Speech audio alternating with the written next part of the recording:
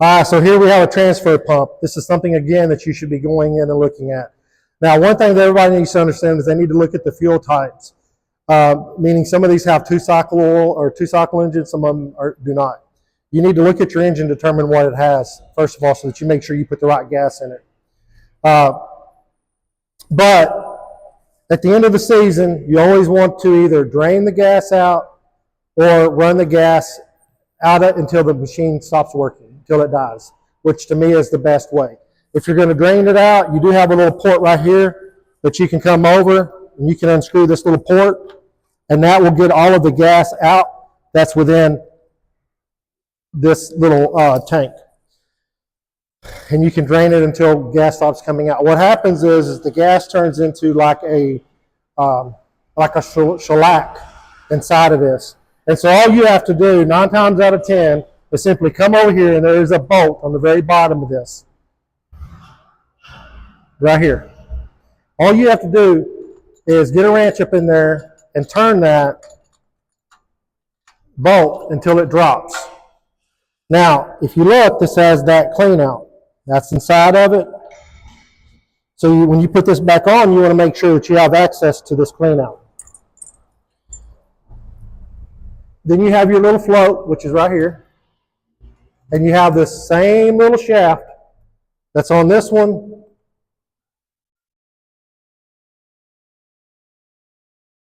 That was on the other one, this little pin. This little pin holds this float in.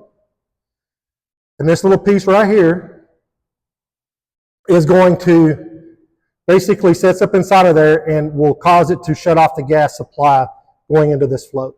The float will be down like this. It's telling the gas to come on, so it allows the gas to come up, and this float will set level whenever there's gas inside of it.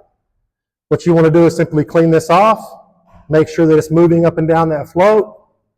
Take your deal here and clean it out. Get all that old varnish lacquer stuff out of there. And then this one was a little bit hard for me to get because of this, to pull that pin out. Once it's all clean, you're going to take and put this back in, and you'll be able to see that you're guiding that back into that shaft.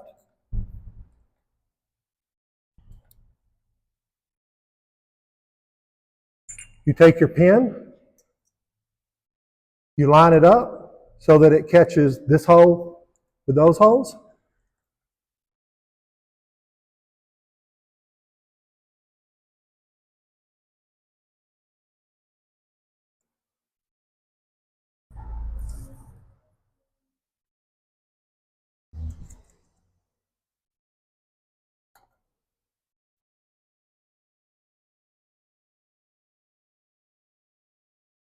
Just kind of start it there.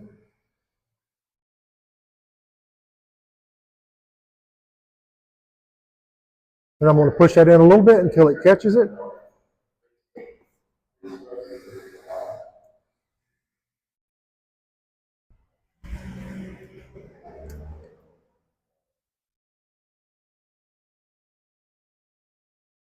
You're going to move the float a little bit until it goes inside that little hole.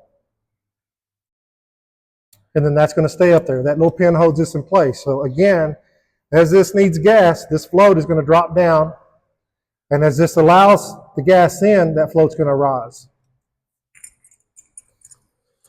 Work it. I put a little bit of gas generally in the tank when I'm doing this. I'll turn my gas on, and then I will move the gas, this float, up and down until I can see clear, good gas coming out of it. I stop the gas. Put this back in.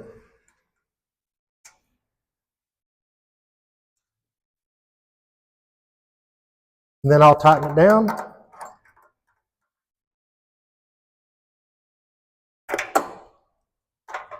You want it tight, but you don't want it overly tight. And that's the process for cleaning the float. Again, if it's a regular engine, then this is when you would change your oil, put in new oil, and have it ready so that when the season comes, and if it's needed, you can put your gas in it, and she'll start up and run. Thank you. Live the dream.